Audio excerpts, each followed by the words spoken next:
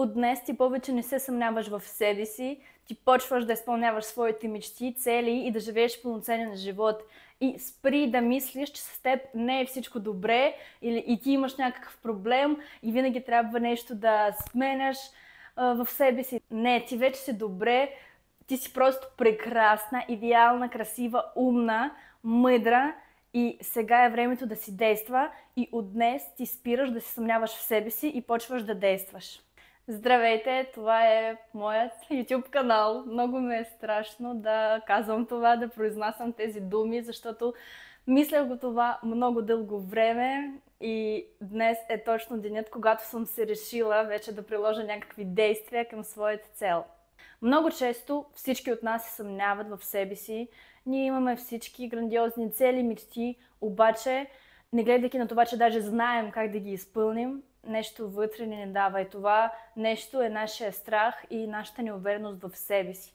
Как да преодолеем това? Първо малко да ви разкажа за себе си, защото аз съм човекът, който също изпитва този страх, също изпитва тези съмнения и преди 1 година и половина, почти 2, дойдах в България просто от нулата. Имах нужда да напусна своят град, където живях, учах, имах апартамент, приятели, семейство, абсолютно всичко. Живота ми беше така на 100%, обаче имаше нужда всичко да се напусне, аз да дойда в нова държава и да почна да живея тук. А сега вече тук се усещам като дома, наистина. Тук вече ме е моето родно място.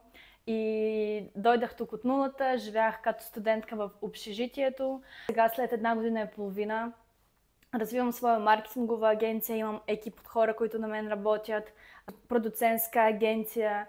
Също развивам своят Инстаграм и пускам обучения, имам вече повече от 100 ученици.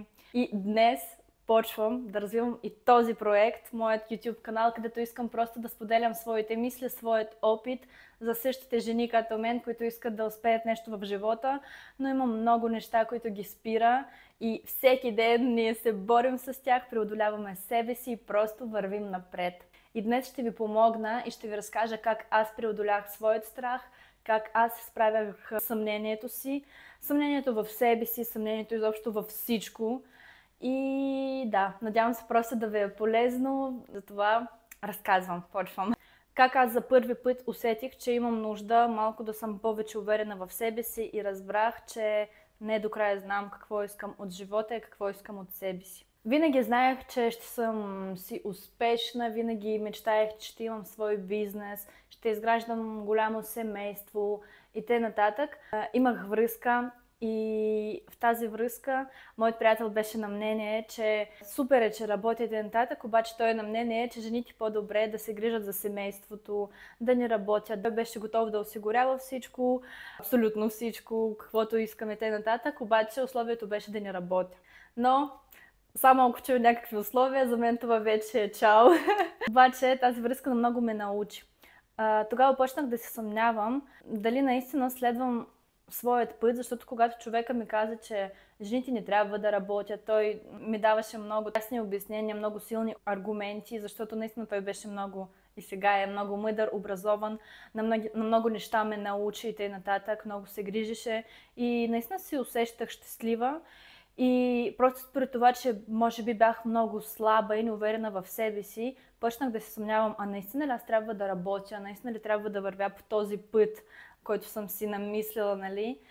И тогава този мой приятел ми каза: слушай, прекрасна си, много те обичам, влюбен съм щастлив ти да си ме жена, да имаме семейство и т.н. Обаче усещам, че ти нямаш вътрешна опора, т.е. ти не знаеш какво искаш от живота.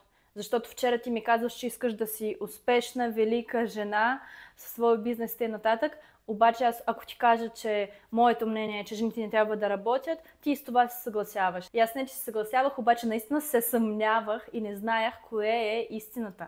А истината е винаги в това как ти виждаш ситуацията. Ние не можем да имаме някакви резултати в живота, ако най-първо не знаем кои сме ние. И това е базата. Това ми е първият съвет, който искам да ви дам. Преди да почнете да се развивате, да следвате своите мечти, трябва да научите себе си. От какво това се почва? Най-важното е елементарно да разбирате какво обичате, какво не обичате, какво харесвате, какво не, какво обичате да хапвате, какво не обичате, как обичате да почивате, как не и т.н. Аз имам списък от 100 въпроса, ще си опитам да намеря линка и ще ви го прикача в описанието.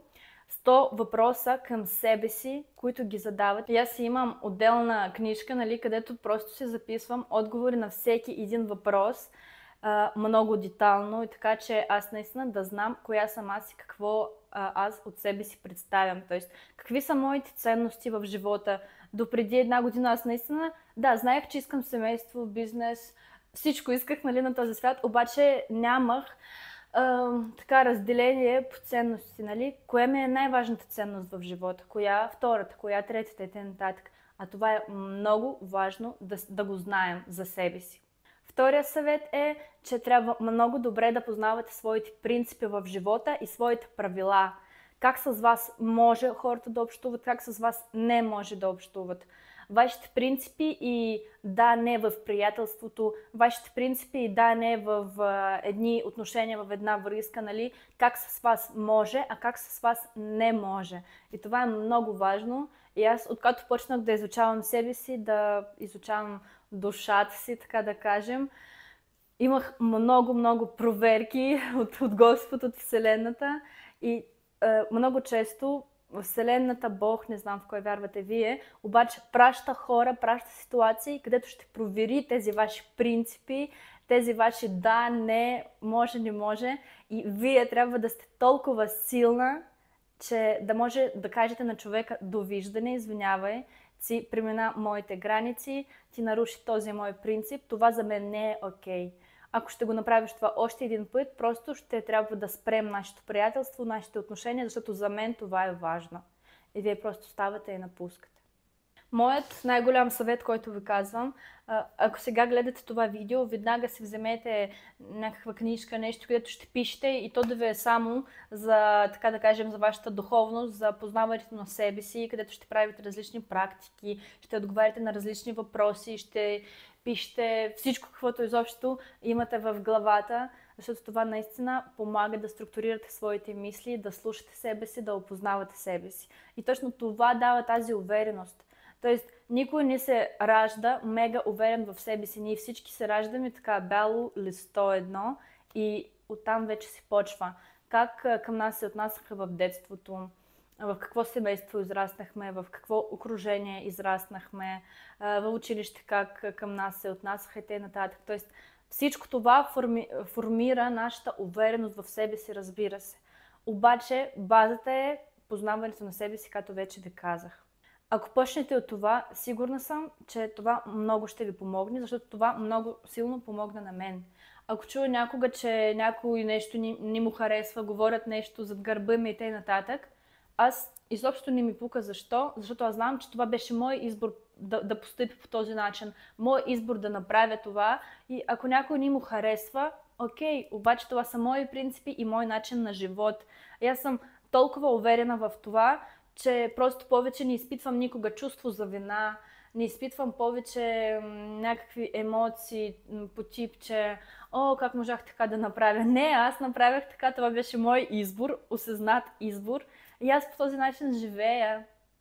Следващ съвет. Преди ви казах, че много е важно да познавате своите принципи, своите правила. Да правите, например, сега, ако сте във връзка или имате приятелка, с която общувате много отдавна и тя почва да нарушава вашите принципи, вашите граници.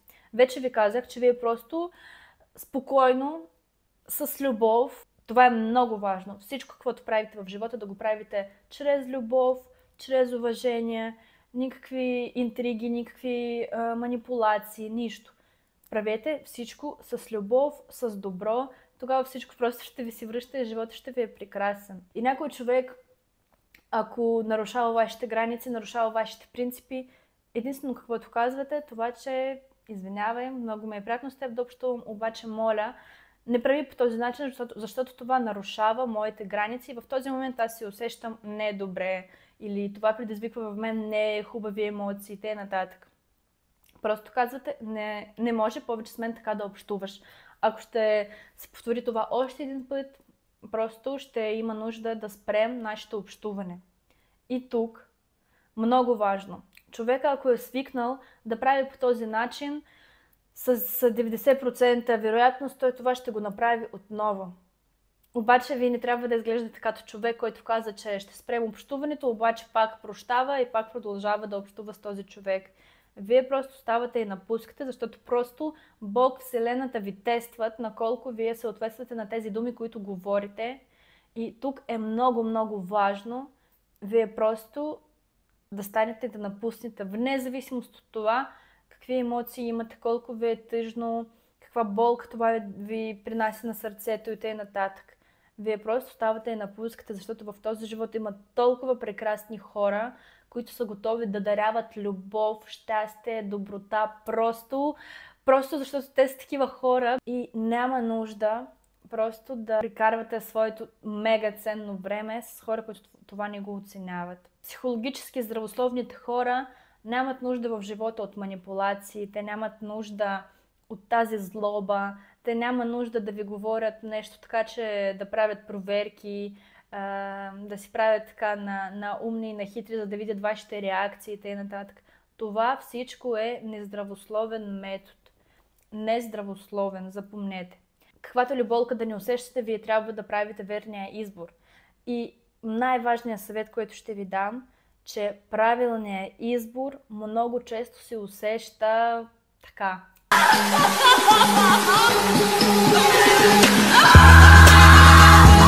Да.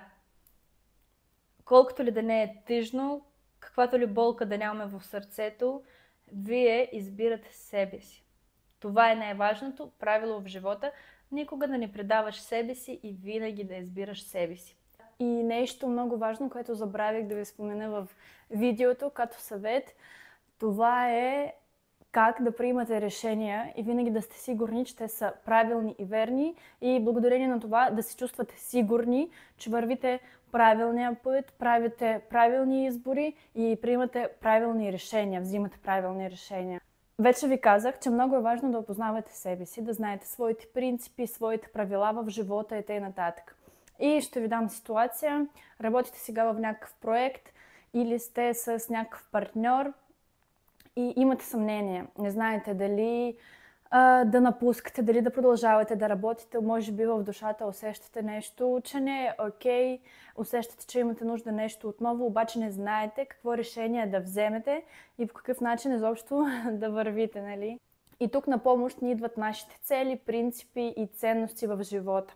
Например, вашите ценности, това е кариерно развитие, да се развиете, да се усещате успешна в и финансов план и да се реализирате, нали? Тоест да сте някой в този живот, да имате име.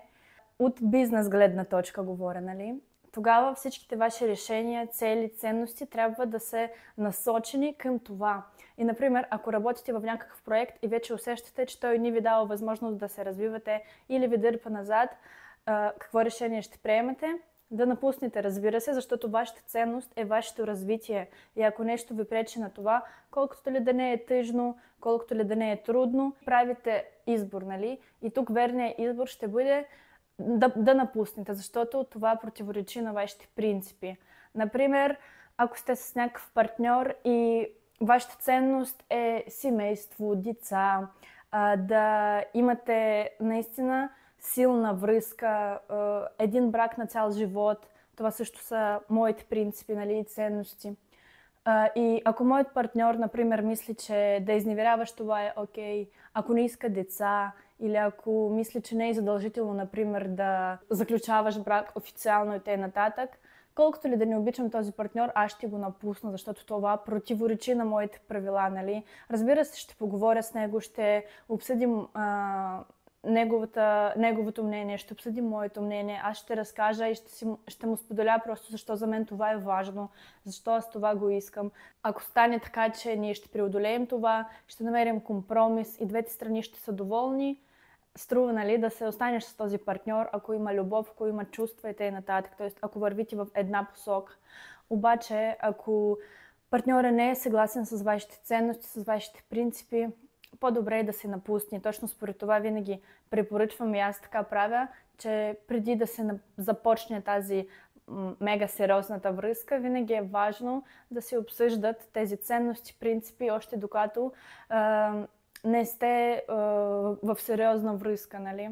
Защото после много е трудно да напуснеш, много е трудно да забравиш и точно според това много жени се съгласяват да живеят така, като те не искат, просто според това, че нямат тази сила да напуснат човек, който обичат или стават зависими от него. И точно според това е много важно да опознавате себе си, своите принципи, да знаете своите правила и просто да знаете, че Вселената винаги ще ви тества дали ги спазвате, ще ви праща партньори, които противоречат на вашите принципи, например, и ще гледа дали ще го напуснете или просто ще си отдадете на любовта и на чувствата, нали? И тук много е важно да мислите с главата. Колкото ли да не живее по принцип, че много е важно да живееш от сърце, да излъчваш любов. Обаче, когато говорим за някакви мега сериозни неща в живота, като семейство, работа, развитие, много е важно още и да оценяваме всичко, да е рационално, да видим дали това съответства на нашите принципи, на нашите правила в живота, дали така с мен може да се общува, дали така с мен не може.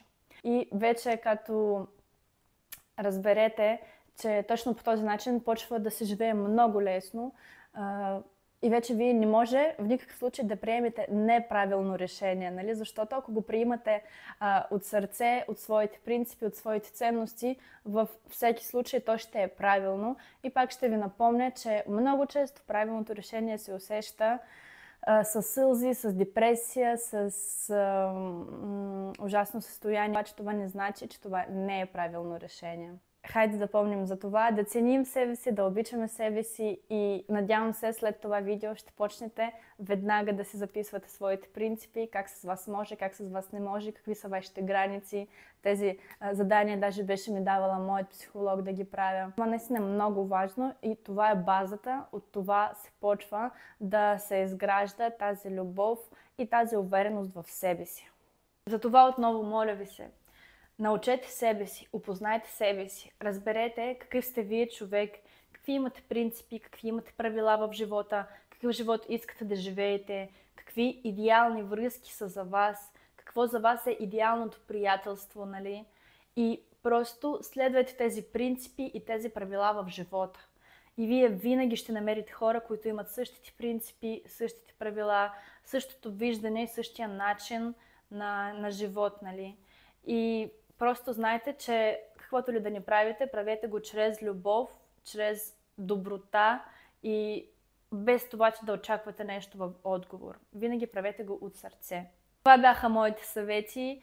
Може би за някой това звучи много елементарно, може би някой ще каже, че това е глупаво, обаче това е точно това, което помогна на мен да съм тук, където съм. Разбира се, съм тъкмо в началото на своето път, още всичко тепърва почва, всичко предстои, нали, всички мои мечти и цели.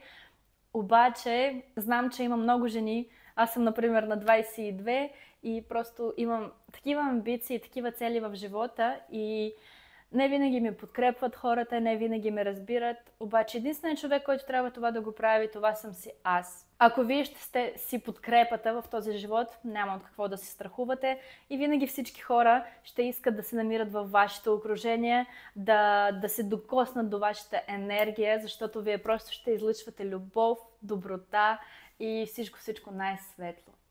Надявам се, че това беше полезно за вас, това видео. Надявам се да вземете максимум полезна информация и да се усещате уверени в себе си, да се усещате истински, да се усещате пълноценни и никога да не предавате себе си. Благодаря ви, надявам се, че това първо мое видео се получи. Може би малко и кратичко, обаче надявам се да беше добре. Ще чакам ваш коментар, надявам се да ме последвате. Сега във всяко едно видео забравях, че на YouTube казва, че трябва да следваш човек. Добре, надявам се, че ще ме последвате, ще сложите лайк на това видео и ще го споделите с вашата приятелка, която също има нужда от тези думи и която също иска да се развива и да стане велика, невероятна жена. До срещи в новото видео. Благодаря ви от сърце.